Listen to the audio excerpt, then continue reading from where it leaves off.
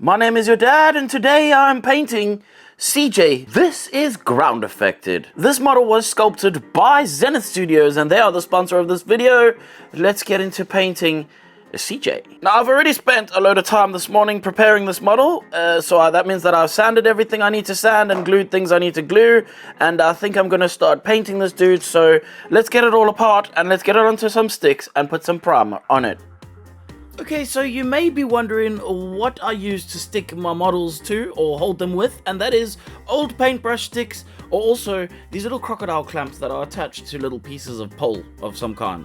Why? Every time I try and record, there is someone outside who decides to hoot their car, rev their engine, or drive an extremely loud motorcycle for whatever reason. But I am digressing, and we'll just have to deal with it. So basically, I primed everything. After priming everything, I then used a grey primer to then zenithal. Zenithal is where you add a light source, basically, from the top, or whatever basically is from the top. Zenithal's from the top, if there's other things, but we won't get into that. In this one, I used zenithal, top-down light source. I then used AK Chrome. This is Super Chrome. It's a fantastic chrome color, obviously, and I sprayed the tires, well, the rims of the tires. But for the frame of the bike, I decided to use not super chrome, because I feel like super chrome, because it's shiny, it means the paint won't stick to it. But alas, I was wrong about that. I will hopefully remember this a little bit later and explain to you what happened, but I just want to quickly say, I then put a clear coat over the top of everything. Now I am putting a red ink over the top of that shiny silver that I put down, which the red ink is part of the problem here. It doesn't stick, long and short of it. It just doesn't stick properly enough, no matter what you want to do. In my opinion, worst idea ever, and I will have to figure out a different way of doing this. But basically, if you put any stickers on top of this and you pull any of it, it's problems. Just know it's problems. I used dark silver to paint the chain and also the little hose clamp thing that holds the seat in. And then I used the black primer again to paint the rest of the bits, because, like, for example, the seat, I literally just left the color it was from the primer, which already looks like a bicycle seat, which is fantastic. I took a little piece of wire after painting all the black sections of the bike, and I ran that through the cable holders that obviously hold the cables for the brake, which is sculpted into the model by Zenith, which is really cool. Genuinely, this helps to add a little bit of realism to the model, and it's a bit better than trying to print this tiny little wire, because honestly, it would have printed like butthole. Using that same primer, I painted the handle, or the grip. Not even the handle, the grip of the handle. I also painted the pegs on the bike as well, and once I had put these bits together, I then glued that little piece of wire into the brake section of the handle on the brake section. I'm now going to work and put my attention upon the wheels. They are, of course, white wall wheels. Why, Zenith? Why anyone, actually? Because I don't know, I didn't look at the source material, but if this is the source material, god damn you! I hate painting white on source and things like this, because it means I have to do multiple layers, particularly in a time of a dry up deck tan, where I don't have any deck tan, and I'm literally putting water into my deck tan to stretch it further, meaning that it is not covering up, because it's now so thin, it's basically nothing anymore. It doesn't matter though. I then painted red over the little hub, and now we can move on to painting the base. At first, I painted a little bit of a brown around the bottom rim of the base to add some color to it. I then took some progressive grays, and I dry brushed, obviously, the pavement section, because it needs to be grey. And then I used some of the silver grey, because I don't have deck tan. Genuinely, I would have rather used deck tan here, but the silver grey will do, and it does okay of enough job. Now, putting my attention to the actual street, I'm going to use some of this contrast black and spray that over the street, but I'm going to focus my area around that drain hole, because that's going to help to make it look like it's deeper. I'm then going to take a sponge, and this is a sea sponge for some reason. I found this at an art shop. It doesn't really matter, I guess. A sponge is a sponge, and I used the sponge to sponge the paint on. This is deck tan, what's left of my deck tan. I used that at first to put down, obviously, the white line, and then for some reason the yellow line is on the sidewalk. Now, I don't know much about American sidewalks, but this is how the reference picture looks, and so I decided to put yellow over the top of that with the sponge, of course, because the sponge is creating a little bit more of a not so natural. No, more natural. Oh god, I can't even get the words out. It's more natural look than paint it with a brush. If you paint it with a brush, it won't look like it was sponged, and you want it to look like it was sponged because it's wearing off, obviously, or something like that. Then I put my attention towards the graffiti on the base. Now, this is nothing against the sculptors. I love Zenith and I love what they've done, but dudes, I don't know if you know how gravity works, but there cannot be drips on spray paint on the floor. Splats, splashes, sure, but drips cannot happen on the floor unless this is an actual freaking mountainside.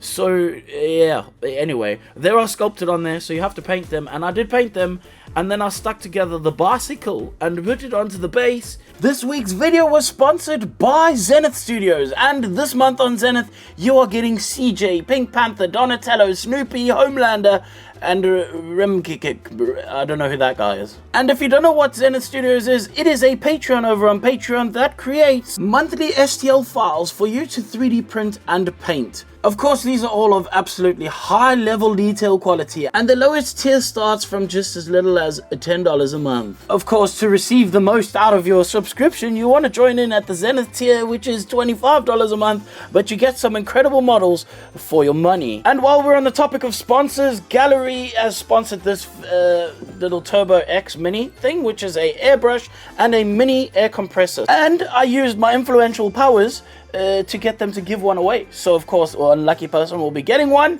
and the way to get that is to subscribe to my Patreon. If you subscribe at any tier, even the free tier will get you an entry, and I will then literally download the CSV of all the names on the Patreon, and I'll pick someone. And the reason I'm choosing Patreon is because every time I've done a comment for winning competition, I've had issues with that, and I'm not going to have issues anymore. So over on Patreon, I have your details, and if you win, I will email you. And that's the easiest way to go about it. That, just bear in mind, I will never ask you for any money if you win anything. So don't get scammed by the schmucks who are going to use this as a way of just screwing people over. So just think about it before you do anything. So this means subscribe to my Patreon for free, or even whatever tier you want to subscribe to, and I will pick someone out of that.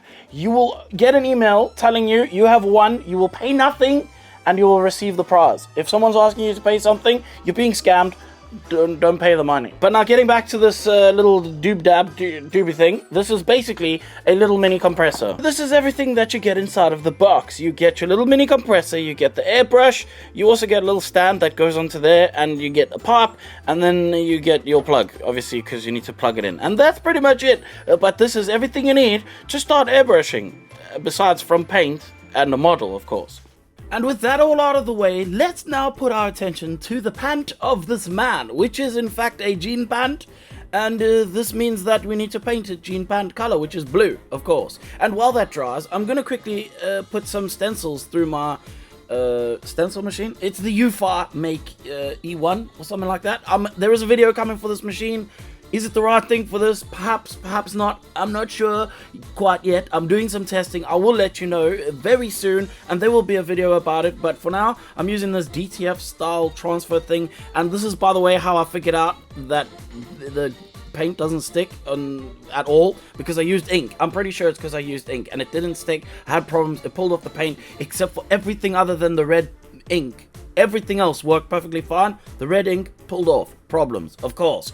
I do want to quickly mention though that Zenith gave the transfer files, so they gave with the model the files for me to print out, except for the Krylon can, and I figured Krylon made sense because I don't know if America uses Montana or any of the other graffiti paint. They probably do, and I didn't do any research on that. That is my bad. But let's just get back to painting. And then now going to put dark blue Drakenhof Nightshade into the shadow of the jeans, which I realize now that my camera is a bit close and you can't actually see me painting, and it looks like I'm just shaking the model around on the screen, which is kind of awkward, but we're here and we're doing it, so you can watch me shake a model around on the screen as much as you want. Yes, I did mask some portions, and that was because I needed to paint his underpant, because his shirt is tucked into his underpant. Dude, that is such bad fashion. I don't have any fashion, but that is bad fashion. But let's just get to the jeans. I used light blue to dry brush the jeans, of course. I then painted with a bronze over all of the butt ones. And after that, I used Mornfang Brown to paint his belt. And that's pretty much it. I did come back before this Mornfang Brown and spray a little bit more Drakenhof Nightshade over some things because I got a bit carried away with the light blue. So if you do get carried away with the light blue, don't be too afraid. You can literally just come back and spray a little bit more of that Drakenhof Nightshade over the top to try and hide some of your excitedness. Now I'm going to take some Dark Flesh, which is basically just a tan kind of color, and dry brush that roughly over the seams, over where all the stitches pretty much are, because the stitches on jeans are an orangey kind of color. And yes, this could be much more tidier. Do I care? Absolutely not. It's more than good enough for me, and it probably is good enough for you too, especially if you do not want to try painting every single stitch. You know, the way I try to paint is to make it as easy as possible for people to create something that looks good enough to put on your shelf, that you can be proud of yourself. So I'm not trying to reinvent the wheel here and show you how to do back-breaking, hours-long freaking painting of tiny little threads.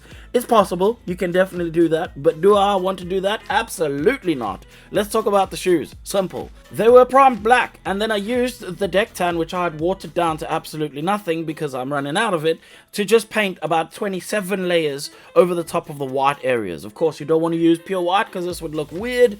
Just trust me on that, it doesn't look good. Don't do pure white. It has to be an off-white, and deck tan for me is the right color for this. I then mixed up German orange and a little bit of like a brown color, and mixed this to make the sole color of the shoes, and I painted that over, of course, the sole. And now to add a little bit of dirt to them and give them a bit more shape and depth, because just solid on their own is a bit boring, I used some skeleton horde and sprayed that into the shadows. Now I can put the legs and torso onto the bicycle and move on to painting the skins of CJ, which of course is dark skin tone. And to create this, it's very similar process. I've done this differently on multiple models, but in this case I wanted to experiment a little bit more, so I used just pure red as the base color, and then painting this burnt flesh over the top. It's basically just, it's a darker version of German orange, I would say. Maybe German orange with a bit of brown mixed into it would give you that color, but this is just the base color. This is only the color that I want to stand out in the shadows,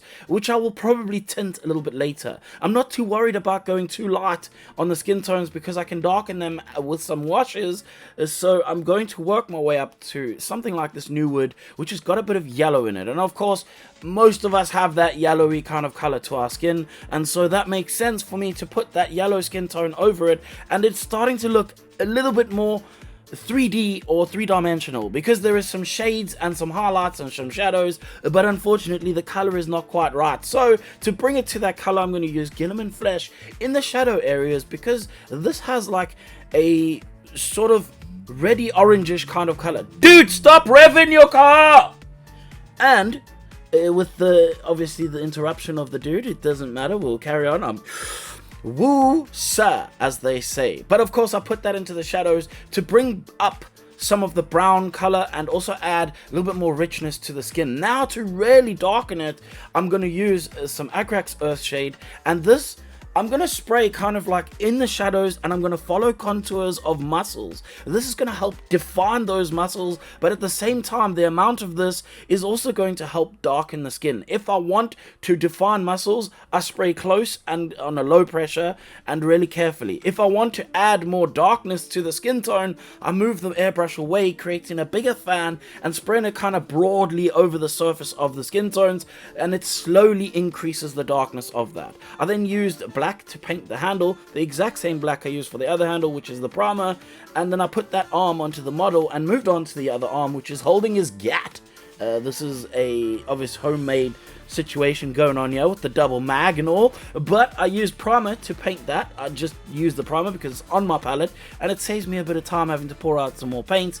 It's what I did. I then took dark silver and I dry brushed that over the entire gat. After that has been dry brushed, then obviously his little homemade double freaking action magazine thing has been strapped together with something, and so I just painted that grey because I have no idea what it was strapped together with, and so I figured grey would be a good option. Now that that is done, I can place this arm onto the model and move on to the face. Of course, CJ has got lips on his face and they need to be painted. I used Magos Purple and immediately thought this was way too bright, so I dabbed most of it off with my finger, and I'm kind of happy with the color that ended up coming out after that. I then now actually put down a proper black onto my wet palette and and I used dabbing motions on the hairline, because this isn't like wispy kind of hair. This hair is like tiny little curled up pieces of hair, so you are going to have a harsh line, and so what you want to do is little dabs basically to try and imitate the edge of that hair, not being a perfectly dead straight line, otherwise it will definitely look awkward. Something that was a little bit difficult was his beard, and for this I painted on a bunch of little dots and then dabbed them off, and painted dots and dabbed them off, and I kept painting the dots and dabbing them off until it was pretty much solid enough that it wasn't full solid and there was still skin brown showing through, but equally there was still a load of dots of black, because of course that's the hair grown out of his face. And that's just how I handled this. Maybe it could have been done or handled a bit better, but I think it worked out alright. It's a game character after all, so it can be a little bit stark and more graphic, which is basically what I'm going for in my painting. I then used black to line the inside of his eyes, and then used highlight skin to paint the sclera of his eyes. I used the dark brown to paint the iris, and then black obviously for the pupil. And a little word of what I did here is I took some skeleton horde and painted it over the top of the eyes near the end, because obviously this is way too stark on a darker skin. You want to kind of dull down that whiteness of the eyes, otherwise it looks a little bit crazy. Genuinely it looked weird. And that's it. I put then obviously the highlight, put the head on the model, and called this one done. Took a deal, sign another deal, post up in the hills on the rail, headed for a mill, travel with me still, getting kills, all this pop appeal, got these pop stars try popping in, and they getting pop for real, I ain't tryna build. So that's it, that's how I handled painting CJ. Hopefully if you watch this video and you decide to make this model, it gives you some help. It just gives you an idea of what you might be in for, or what you might need to do for your own model. I just hope that it helps in some way or shape or form. Of course, if you're interested in supporting this channel, we have a Patreon, and over there we create our own models, but equally we give out a bunch of information now and then. I've started creating some like cheat cards which give you sort of insight into certain models.